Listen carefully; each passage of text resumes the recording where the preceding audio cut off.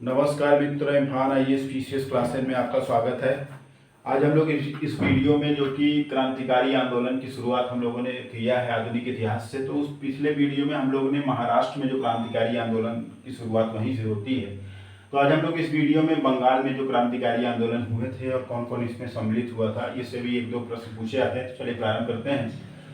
तो देखिए, कहा जाता है कि बंगाल में जो क्रांतिकारी आंदोलन की शुरुआत होती है, उसमें जो क्रांतिकारी आंदोलन की शुरुआत भद्रलोक समाज से माना जाता है। ये कई बार क्वेश्चन पूछा गया है। भारत में जो बंगाल में क्रांतिकारी आंदोलन की जो पहली बंगाल की पहली अगर क्रांतिकारी संस्था की बात करें तो उसका नाम था अनुशीलन समिति। अनुशीलन समिति की स्थापना 24 मार्च 1903 को पी मित्रा, बारिंद्र कुमार घोष, भूपेंद्र नाथ दत्त इन तीनों ने मिलकर बंगाल की जो पहली क्रांतिकारी संस्था थी उसका नाम था अनुशीलन समिति, और इसकी स्थापना इन्होंने 24 मार्च 1903 को किया था। कहा जाता है कि अनुशीलन समिति का प्रारंभ में नाम भारत अनुशीलन समिति था, लेकिन बाद में इसको परिवर्तित करके अनुशीलन समिति कर दिया गया था। ये बहुत बार प्रश्न पूछा गया कि बंगाल की पहली क्रांतिकारी संस्था कौन सी थी, तो वो थी अनुशीलन समिति। कहा जाता है कि अनुशीलन समिति की जो दूसरी अनुशीलन समिति थी उसकी स्थापना ढाका में पुलिन बिहारी दास द्वारा किया गया था। ये भी प्रश्न पूछा गया है।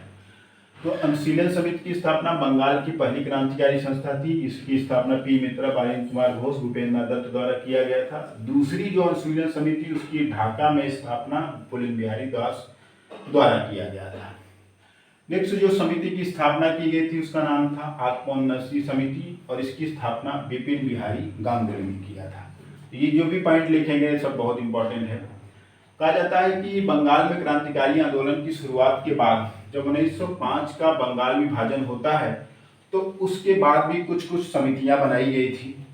जैसे मायमेन सिंह ने सहृदय समिति और साधना समिति के माध्यम से लोगों को जागरूक करने का प्रयास किया था। बारिसाल ने स्वदेश बांधो समिति की स्थापना की थी। ये सब क्वेश्चन पूछा गया कई बार प्रश्नों में और कई बार परीक्षाओं में। फरीदपुर ने व्रती समिति की स्थापना की थी। मायमेन सिंह ने सहृदय और साधना समिति और बारिसाल ने स्वदेश बांधो समिति की स्थापना की थी 1905 के बंगाल विभाजन के बाद, ताकि समितियों के माध्यम से लोगों में एक जागरूकता लाई जाए। इसके साथ ही साथ क्रांतिकारी उस समय समाचार पत्रों का भी संपादन प्रारंभ हो गया था। क्रांतिकारी समाचार पत्रों में संध्या, जो कि ब्रह्म बांधव उपाध्याय जी ने निकाला था, वंदे मातरम अरविंद घोष जी के द्वारा उस समय प्रारंभ किया गया था, और युगांतर भूपेंद्र दत्त द्वारा। युगांतर बहुत बार पूछा गया है कि युगांतर क्रांतिकारी समाचार पत्र का संपादन किसने प्रारंभ किया था, तो ये भूपेंद्र दत्त द्वारा किया गया था। ये क्वेश्चन कई बार पूछा गया। तो 1905 के बंगाल विभाजन के बाद ये समितियां बनी। कुछ क्रांतिकारी समाचार पत्रों का भी उसमें संपादन प्रारंभ हुआ था, क्योंकि लोगों में जागरूकता फैलाना था। 1907 में अविनाश चंद्र भट्टाचार्य ने भी वर्तमान रणनीति लिखी थी। उन्होंने इस पुस्तक को प्रकाशित किया। इसके माध्यम से भी लोगों में जागरूक करने का प्रयास किया। कहा जाता है हेमचंद्र दास, जिनका नाम कानून गो था, और उल्लासकर दत्त, ये मणिक तल्ला में बम बनाने का कारखाना इन्होंने बनाया था। कैसे बम बनाना है, तो इसमें हेमचंद्र दास और उल्लासकर दत्त का नाम प्रमुखता से रहता है। और उसके पश्चात कहा जाता है हेमचंद्र दास ने अपनी पूरी प्रॉपर्टी को बेचकर ये पेरिस चले गए, और वहाँ पे इन्होंने बम बनाने का पूरा जो भी प्रोसेस होता है, जो भी होता है, उन्होंने सब सीखा था। तो पेरिस जाकर हेमचंद दास कानूनगो को कहा जाता है, इन्होंने अपनी पूरी संपत्ति बेचकर पेरिस जाकर बम बनाने की विधि को सीखा था। उसके पश्चात क्या होता है कि 30 अप्रैल 1908 को प्रफुल्ल कुमार चाकी और खुदीराम बोस, इन्होंने एक षड्यंत्र किया, और इस षड्यंत्र की तरफ उन्होंने मुजफ्फरपुर के जो जिला न्यायाधीश उस समय थे किंग्सफोर्ड, उनकी हत्या करने का इन्होंने प्रयास किया। 30 अप्रैल 1908। कई बार प्रश्न पूछा गया कि दो नाम कौन से थे, वो थे प्रमुख प्रफुल्ल कुमार चाकी और खुदीराम बोस। तो इन्होंने मुजफ्फरपुर जिला न्यायाधीश किंग्सफोर्ड की हत्या करने का प्रयास किया, लेकिन दुर्भाग्यवश कहा जाता है कि मिस्टर कैनेडी की पुत्री और पत्नी मारी गई थी। इनका टारगेट था कि जिला न्यायाधीश किंग्सफोर्ड की कैसे हत्या की जाए, लेकिन दुर्भाग्यवश ये कैनेडी की पुत्री और पत्नी मारी गई। परिणाम स्वरूप क्या हुआ कि खुदीराम बोस को 11 मई 1908 को फांसी दे दी गई। आप जानते हैं कि सबसे कम उम्र में फांसी पाने वाले व्यक्ति थे खुदीराम बोस। और प्रफुल्ल कुमार चाकी ने बाद में आत्महत्या कर लिया, सुसाइड कर लिया। तो ये सब बहुत इंपॉर्टेंट पॉइंट है। तो उसके बाद अलीपुर षड्यंत्र केस। ये अलीपुर षड्यंत्र केस क्या है? तो मणिकतल्ला में सरकार मतलब उस समय पुलिस ने छापा मारा और छापा मारने के पश्चात उसमें 34 लोगों को गिरफ्तार किया था। और वो जो था उसका नाम जो था अलीपुर षड्यंत्र केस। उसमें 34 लोग जो गिरफ्तार किए गए थे उसमें अरविंद घोष और बारिंद घोष जो कि घोष बंधु थे, ये भी प्रमुख थे, इन्हें भी गिरफ्तार किया गया था। कहा जाता है कि बाद में अलीपुर षड्यंत्र केस में सबूतों के अभाव में अरविंद घोष को रिहा कर दिया गया था। तो रिहाई के पश्चात उन्होंने कर्मयोगिनी जो कि अंग्रेजी पत्र है उसको उन्होंने निकाला था। तो अलीपुर षड्यंत्र केस के तहत इन सभी पे मुकदमा भी किया गया था, मतलब इनके ऊपर मुकदमा भी चलाया गया था।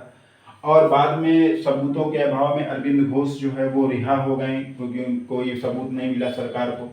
और बाद में उन्होंने कर्मयोगिनी और अंग्रेजी पत्र जो कि एक अंग्रेजी पत्र है उसको उन्होंने निकाला था।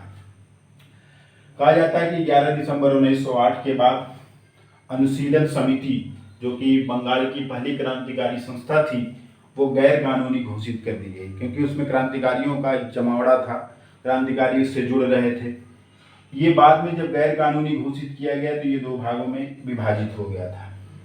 रास बिहारी बोस जो थे वो बंगाल के एक बहुत महान क्रांतिकारी थे। तो रास बिहारी बोस जो थे वो लॉर्ड हार्डिंग पर बम फेंकने की योजना उन्होंने ही बनाई थी। तो जो कलकत्ता से जब दिल्ली का राजधानी परिवर्तन हो रहा था, तो कलकत्ता से जब दिल्ली राजधानी परिवर्तित हो रही थी तो उस समय रास बिहारी बोस ने लॉर्ड हार्डिंग पर बम फेंकने की पूरी योजना बनाई थी। इस योजना में उनके साथ साथ अवध बिहारी भी थे, अमीर चंद भी थे, बसंत कुमार भी थे और बाल मुकुंद भी थे। तो रास बिहारी बोस तो इस मतलब बम फेंकने के बाद ये जापान चले गए, लेकिन अवध बिहारी, अमीर चंद, बसंत कुमार और बाल मुकुंद के ऊपर दिल्ली षड्यंत्र केस के तहत मुकदमा चला गया। कई बार क्वेश्चन पूछा गया है कि दिल्ली षड्यंत्र केस के तहत किसके ऊपर मुकदमा नहीं चला गया। 3-4 के अलावा जो भी ऑप्शन रहेगा वो आंसर रहेगा। तो इस दिल्ली षड्यंत्र केस के तहत मुकदमा चला गया और बाद में कहा जाता है कि अवध बिहारी, अमीर चंद और बाल मुकुंद को दिल्ली में फांसी दे दी गई थी, ये जो दिल्ली षड्यंत्र केस था। और बसंत कुमार को अंबाला में फांसी दी गई थी। तो ये पूरा बंगाल में क्रांतिकारी आंदोलन है। कहा जाता है कि सरकार ने बाद में, देखिए पॉइंट बहुत इंपॉर्टेंट है, कहा जाता है कि सरकार बाद में 1908 में विस्फोटक पदार्थ अधिनियम और समाचार पत्र अधिनियम भी लाया ताकि समाचार पत्रों का प्रकाशन न हो सके।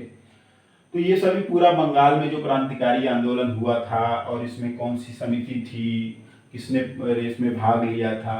तो आज हम लोगों ने इस वीडियो में भारत में जो क्रांतिकारी आंदोलन का दूसरा पॉइंट है, बंगाल में क्रांतिकारी आंदोलन, आधुनिक इतिहास से संबंधित हम लोगों ने इस वीडियो में अध्ययन किया। तो IAS PCS तथा अन्य सभी प्रतियोगी परीक्षाओं की तैयारी के लिए आप इम्फान IAS PCS क्लासेस को लाइक कीजिए, शेयर कीजिए और सब्सक्राइब कीजिए। और कोई प्रॉब्लम हो तो कमेंट कीजिए। धन्यवाद।